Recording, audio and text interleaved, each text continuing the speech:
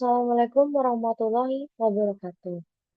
Saya, Aura Fatara Hanifah dengan NIM 222111126 akan menjelaskan materi yang berjudul Perkembangan Asuransi Syariah di Indonesia dan di Dunia.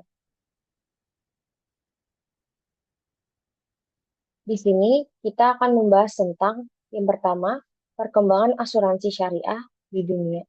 Yang kedua, perkembangan asuransi syariah di ASEAN dan Asia. Yang ketiga, perkembangan asuransi syariah di Indonesia. Dan yang keempat, tantangan, hambatan, dan peluang terhadap perkembangan asuransi syariah di Indonesia. Yang pertama, pendahuluannya dulu ya. Asuransi syariah atau takaful merupakan sistem asuransi yang berlandaskan prinsip-prinsip syariah Islam. Konsep dasarnya adalah tolong-menolong, aun, dan hibah atau tabaruk antar peserta untuk saling menanggung resiko yang terjadi. Berbeda dari asuransi konvensional yang sering mengandung unsur riba atau bunga, maisir atau judi, dan garar atau ketidakpastian, asuransi syariah Islam itu hadir sebagai solusi keuangan yang lebih sesuai dengan nilai-nilai Islam.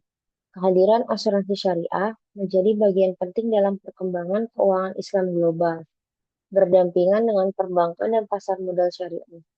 Seiring meningkatnya kesadaran masyarakat Muslim akan pentingnya perlindungan keuntungan yang halal, maka permintaan terhadap produk-produk asuransi syariah pun meningkat secara signifikan. Selanjutnya, materi yang saya akan bahas itu adalah sejarah perkembangan asuransi syariah.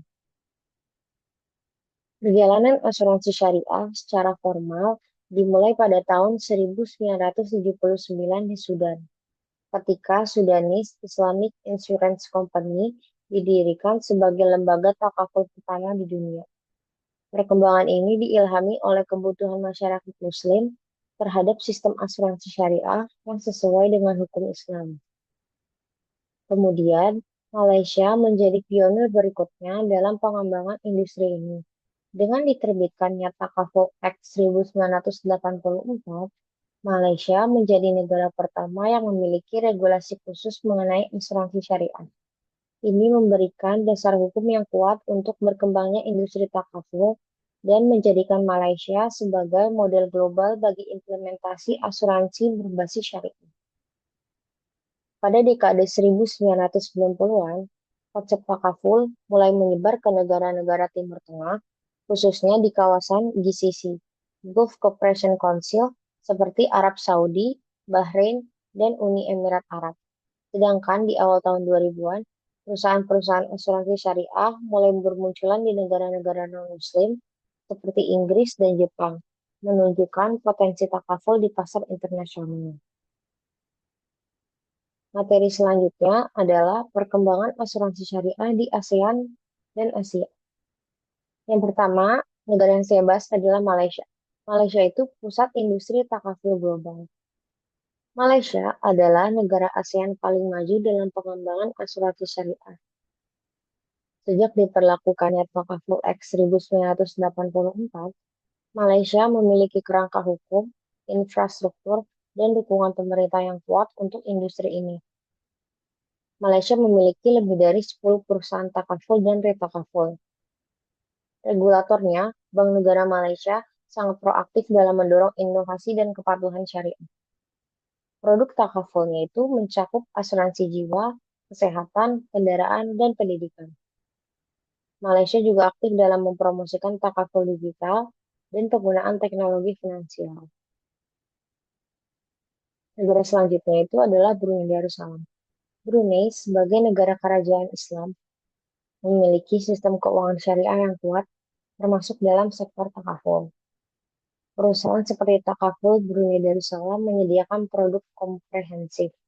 Pemerintah sangat mendukung praktik keuangan yang sesuai dengan syariat. Selanjutnya Singapura dan Thailand. Meskipun bukan negara mayoritas Muslim, keduanya mulai merespon permintaan komunitas Muslim. Di Singapura, beberapa lembaga keuangan menawarkan produk takaful bagi komunitas Muslim.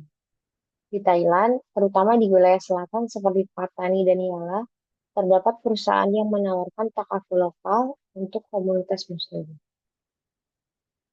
Materi selanjutnya yang saya akan bahas itu adalah perkembangan asuransi syariah di Indonesia.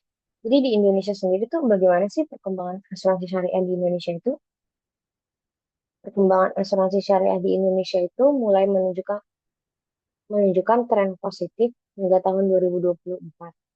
Meskipun masih menghadapi sejumlah tantangan struktural dan operasional, ini udah aku ringkasin nih kondisi terkini industri asuransi syariah di Indonesia. Yang pertama itu ada pertumbuhan premi dan aset. Premi asuransi syariah per Agustus 2024, OJK atau Otoritas Jasa Keuangan itu mencatat bahwa kontribusi premi asuransi syariah itu mencapai 17,63 triliun, tumbuh 2,9% dibandingkan periode yang sama tahun sebelumnya. Selanjutnya ada asuransi jiwa syariah.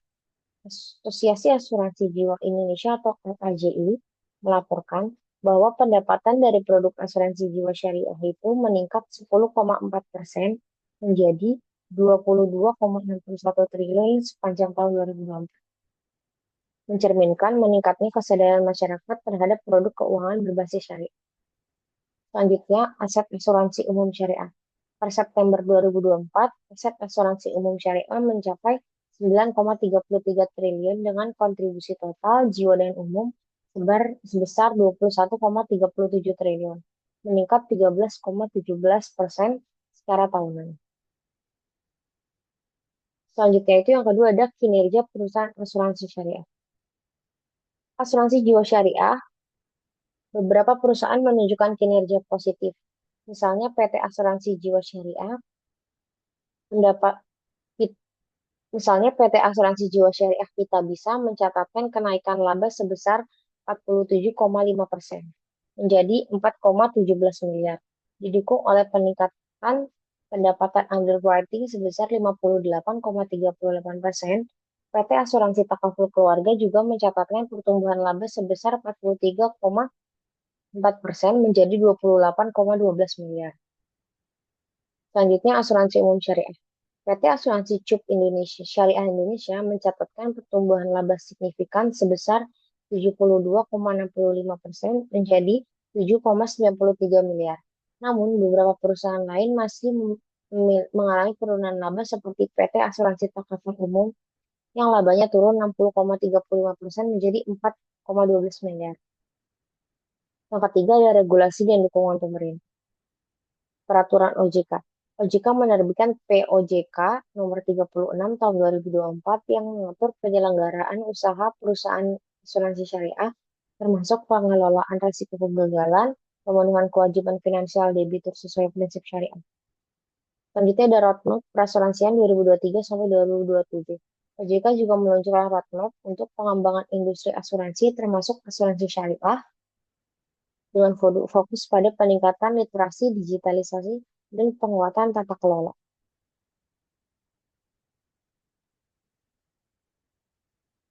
Selanjutnya, materi yang saya akan bahas adalah tantangan dan hambatan asuransi syariah di Indonesia. Jadi di sini saya akan membahas tantangan dan hambatan apa aja sih yang ada di Indonesia. Yang pertama itu adalah rendahnya literasi keuangan syariah. Masyarakat Indonesia itu secara umum tuh masih belum memahami prinsip dasar asuransi syariah seperti tabaru, ta'awun, dan perbedaan dari asuransi konvensional yang berbasis bunga atau riba. Ini berdampak pada rendahnya partisipasi masyarakat terhadap produk asuransi syariah. Jadi masyarakat Indonesia tuh masih kurang ngerti itu Kak, perbedaan asuransi konvensional dan asuransi syariah. Terus mereka tuh kurang edukasi tentang hal-hal tersebut. Yang kedua itu ada produk terbatas dan minim inovasi. Produk yang ditawarkan perusahaan asuransi syariah masih standar dan belum banyak varian seperti produk konvensional. Misalnya, produk asuransi mikro syariah untuk masyarakat menengah ke bawah itu masih jarang tersedia. Padahal pasar ini tuh sangat besar. Jadi produk-produk asuransi syariah itu yang ditawarkan tuh masih minim banget dan masih standar. Jadi dibandingin sama produk-produk konvensional yang udah banyak-banyak banget macamnya dan bervarian macamnya. Yang ketiga itu ada keterbatasan SDM profesional. Industri ini itu kekurangan tenaga ahli yang memahami baik aspek teknis asuransi dan aspek fikih muamalah Waris, agen, dan manajer investasi yang tersertifikasi dalam bidang syariah itu masih sangat sedikit. Itu masih kurangnya orang-orang profesional dalam bidang syariah yang mengerti tentang syariah, yang paham banget. Yang keempat ada kendala regulasi dan implementasinya. Meskipun OJK sudah mengeluarkan peraturan untuk memperkuat industri asuransi syariah, pelaksanaannya itu masih belum sepenuhnya efektif. Contohnya itu kebijakan spin-off unit syariah dari induk konvensional yang diamanatkan UU nomor 40 tahun 2024 masih belum banyak dilakukan secara menyeluruh. Yang kelima ada dominasi unit usaha syariah. Sebagian besar asuransi syariah itu masih dijalankan sebagai unit dari perusahaan induk konvensional, bukan entitas mandiri. Hal ini membuat pengembangan inovasi dan branding syariah itu kurang optimal karena masih bergantung pada induk. Yang enam itu digitalisasi yang belum merata. Menggunakan teknologi sebagai mobile apps, insurtech, dan platform digital belum merata. Akibatnya, masyarakat, terutama di daerah, belum bisa mengakses produk asuransi syariah dengan mudah. Jadi, masyarakat di daerah itu kan masih susah ya kalau pakai platform digital atau mau kayak apa itu tuh masih sulit banget. Karena digitalisasinya itu belum merata. Selanjutnya, saya akan membahas peluang perkembangan asuransi syariah di Indonesia. Yang pertama itu pasar muslim yang besar. Dengan lebih dari 230 juta penduduk muslim, Indonesia adalah pasar potensial terbesar untuk asuransi syariah. Makin banyak keluarga muslim yang mencari perlindungan keuangan yang sesuai syariat. Apalagi Indonesia itu termasuk negara muslim kan, pasti peluangnya itu banyak gitu. Gede untuk asuransi syariah di Indonesia itu berkembang. Yang kedua itu ada dukungan pemerintah dan OJK. Pemerintah melalui OJK telah menunjukkan roadmap asuransi syariah 2023-2027 yang sudah saya bahas tadi untuk memperkuat struktur kelembagaan, pengawasan, literasi, dan inovasi produk syariah. Yang ketiga itu ada pertumbuhan ekosistem keuangan syariah. Industri keuangan syariah seperti pembangunan syariah, fintech syariah, wakaf produktif, dan zakat digital terus berkembang, yang membuka ruang sinergi untuk produk proteksi seperti asuransi syariah. Yang keempat ada digitalisasi sebagai pengungkit akses. Adopsi teknologi memungkinkan penyedia asuransi syariah menjangkau masyarakat luas dengan lebih efisien. Layanan daring, e-commerce, dan kemitraan dengan e-wallet atau marketplace memperluas saluran distribusi. Yang kelima, adanya tumbuhnya kesadaran masyarakat tentang gaya hidup yang halal. Masyarakat mulai memperhatikan kehalalan dalam setiap aspek kehidupan, termasuk perlindungan keuangan. Ini mendorong permintaan terhadap produk keuangan syariah yang terpercaya dan sesuai prinsip Islam. Jadi itu perkembangan asuransi syariah di Indonesia, terutama di Asia dan Indonesia itu terus menunjukkan pertumbuhan yang sangat signifikan. Meskipun masih menghadapi beberapa tantangan seperti rendahnya literasi dan persaingan dengan asuransi konvensional, dengan dukungan regulasi yang kuat, peningkatan inovasi produk, serta pemanfaatan teknologi digital, asuransi syariah itu pasti memiliki peluang besar untuk menjadi pilihan utama masyarakat dalam memenuhi kebutuhan perlindungan keuangan yang sesuai dengan prinsip syariah. Jadi itulah materi yang tadi yang saya jelaskan.